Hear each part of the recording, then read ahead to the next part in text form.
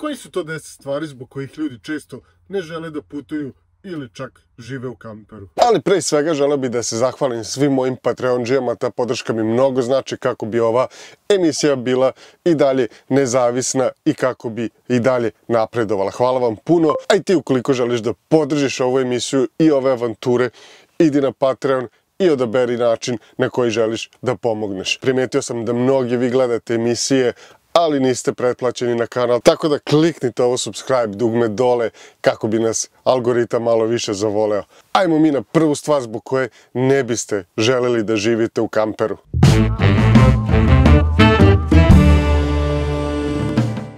Jedna od definitivno stvari zbog koje ljudi ne bi voljeli da žive i putuju u kamperu jeste ograničen prostor. Naravno ovdje je baš ograničen prostor. Postoje kamperi koji su pravi kamperi koji ima dosta prostora, skoro je pa neka manja gasonjera. Naravno ti kamperi koštaju kao i jedan stan, tako da ta opcija kupovine kampera za mnoge nije dostupna, pa se odluče za neke ove varijante. Tako da ograničen prostor je definitivno jedan minus za mnoge ljude. Broj 2.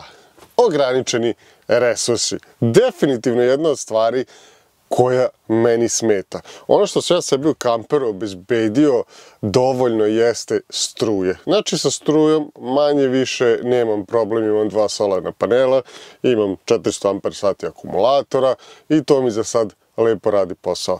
Najviše od resursa šta me nervira jeste moj mali frižider i voda. Dešava se nekad da stvarno volim neku lokaciju i hoću što duže da ostanem, ali nažalost na tim lokacijama često ne bude pijaće vode, pa je to nekada malo smaranje tražiti vodu kako bi mogli da preživite. I druga stvar, frižider, kod mene su ograničeni resursi od stvari koje treba da se hlade, to znači stvari u frižideru, ali mnogi kamperi imaju veće frižidere, pa čak i zamrzivače, tako da za većinu ljudi to nije problem.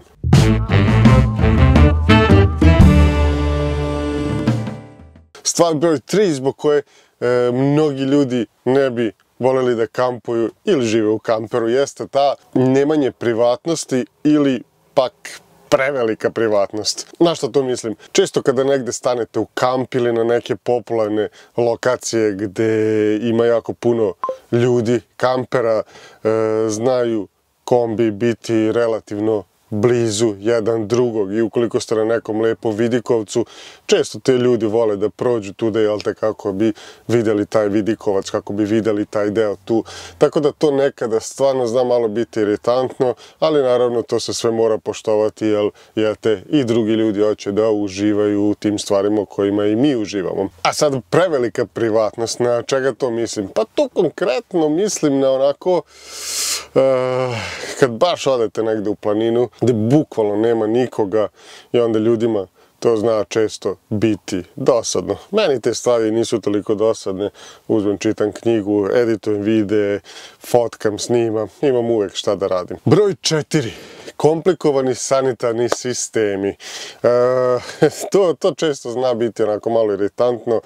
Kada su manji kamperi, često ovo što vam je i dnevna soba, i kuhinja, i radna soba, zna postati i toalet. Tako da u nekim kamperima bukvalno ljudi izvuku i, vrše nuždu u WC u, da kažem, dnevnoj sobi. I to naravno je neprijatno za sve i šalje neugodne mirise. Pa onda i pražnjenje tog toaleta. Naravno ne možete, a i ne trebate da bacate taj otpad bilo gde, nego morate tražiti neko konkretnije mesto, neki WC gde možete da odložite taj otpad.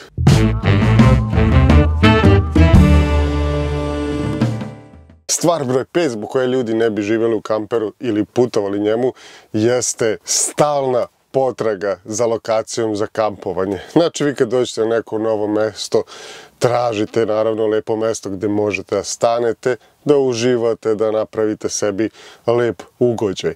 Nekada taman pomislite, ovo je perfektno mesto, predivno, a onda odjednom noću počelo se tu skupljaju ljudi, puštaju muziku i odjednom to mesto više nije toliko lepo. Nekada neka mesta deluju toliko prelepo da ste 100% sigurni da će tu biti jako puno ljudi i na kraju se to ni ne desi, nego stvarno imate to mesto da uživate samo za sebe. I onda tako da ukoliko dolazite na neku novu lokaciju, ta potraga da nađete neko lepo mesto, možete da uživate i to zna stvarno biti iritantno, konstantno tražiti to mesto. Srećom postoji aplikacija koja se zove Park4Night i tamo možete da vidite sva mesta koja bi vama možda odgovarala da kampujete i kad odete na to mesto imate i ocene od korisnika koji pišu šta je bilo loše, šta je bilo dobro i ocene od 1 do 5 zvezdica, stvarno predivno. Tako da vi ukoliko imate neke lokacije koje su sjajne za kampovanje, slobodno ih podelite dole u komentarima kako bi ih možda obišao.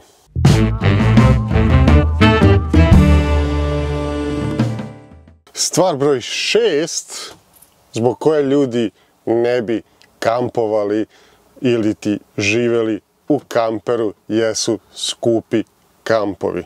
Ukoliko se odlučite da idete u neke zemlje gde su kampovi obavezni, odnosno gde policija kontroliše gde ko spava, odnosno gde ko kampuje, gde je zabranjeno kampovati itd. Vi morate ići u kamp. To je obično bude na tim turističkim mestima i najčešće zemlje u kojima se to jako praktikuje su Švajcarska, Slovenija, Hrvatska. I mislim da je to pišite u komentarima koje su još zemlje koje su jako striktne po pitanju kampovanja. Mislim da je Austrija jako striktna. Grčka, na primjer, je skroz nestriktna po tom pitanju. Skoro možete da uđete kombijem u vodu na nekim mestima. Tako da Grčka je jedna od predivnih opcija koje treba otići kamperom i videti. A zašto sam ja okrenuo da pričam, jeste skupi kamping troškovi, da, izvinjavam se, malo sam pobegao. Često ti kampovi i ostajanje u njima zna da bude skupo, to se cene kreću od 30 pa do 150 evra, bukvalno, zavisnosti koliko ima članova porodice, da li ste kamper, da li ste kamp kućica itd. To zna da se onako, baš da bude skupo nekada, ali naravno tu je uvek, kao što sam rekao, divlje kampovanje i Park4Night aplikacija da nađete dobre lokacije. Stvar broj 7 jeste rizik od kvarova. Dakle, ukoliko vam se kamper pokvari negde i mora kod mehaničara da ide, dešava se da mora duže da ostane i vi nemate, kamper, nemate kuću više i to je veliki problem za vas. I onda, eto, to je nakon neki izuzetno neplanirani i verovatno veliki trošak gde morate platiti majstora, a morate i da platite, neki smeštaj gde ćete biti. A možda i neka od opcija jeste da budete u kamperu dok je kamper kod majstora dok ne stigne na red. Sve može da bude zanimljivo ukoliko ste dovoljno avanturistični.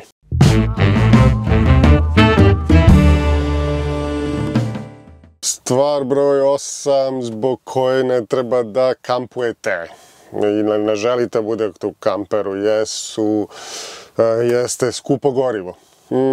Definitivno skupo gorivo i jeste problem kada svi odlučite da puno putujete, kada više ne kontrolišete vaše putovanje, kada se opustite, da tako kažem, gorivo zna da bude baš skupo. Moja makina troši oko 10-11 litara, zavisnosti od grada i autoputa i to je puno. I naravno, ali ukoliko lepo isplanirate vaše putovanje, dakle ukoliko lupam idete iz Beograda u Crnu Goru i napravite sebi još par stopova na tom putu do Crne Gore, bit će vam jako lepo i uživat ćete u tom putu više i više ćete stvari videti.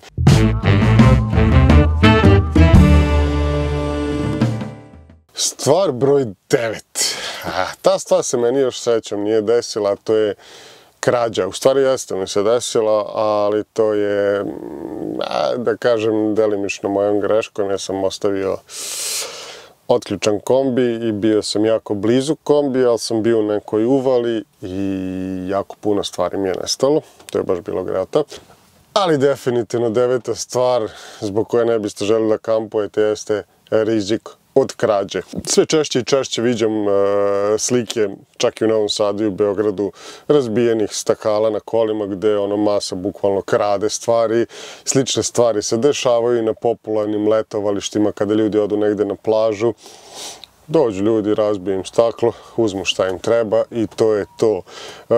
Što se tiče kombija, postoje neki načini da vi sebi osigurate da budu manje šanse da se to desi, jeste da postavite neke kamere. Postoje također načini da zaključavate kombi iznutra, da napravite bukvalno ove bravice iznutra i možete da zaključavate kombi iznutra, što je sjajno, tako da neko ko je s polja nema kontrolu nad tim da može da vam uđe u kombi. Tako da to jedna od stvari može biti onako potencijalno rešenje.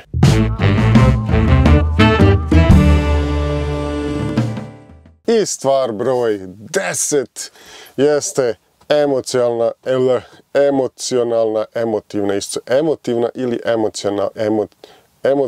emocionalna iscrpljenost. Ja mislim da je emocionalna iscrpljenost. Kada ovo sve spojite u jednu onako, kako da kažem, stvar koja sve skoro pa svakodnevno opterećujete, zna da vas iscrpi mentalno. I to stvarno zna da nervira, da svaki dan razmišljate gde ćete da parkirate, šta ćete da vidite, da li uopšte želite da vidite ljude, možda ste umorni od ljudi, više ne želite nikog da vidite. To su sve stvari koje vas onako pomalo, stalno nerviraju, oduzimaju vam energiju i to je definitivno jedna od stvari zbog koje, ukoliko nemate taj duh avanture i da se sve tako nekako stvari, ajde da kažem, dešavaju sa razlogom, mrzim to reći. Pa dese se, mislim, dese se pa šta, i glavna je stvar kako mi reagujemo na te stvari. Naravno da se od buke možete iznervirati ukoliko u ponoći neko dođe tu prave žurku, a opet na kraju krajeva možete izaći i doći kod njih i žurkati sa njima. Život zavisi od toga kako mi reagujemo na negativne stvari. Sad za kraj, sa čim da vas ostavim? Svako od ovih stvari koje sam ja nabrao jeste problem koji se desi.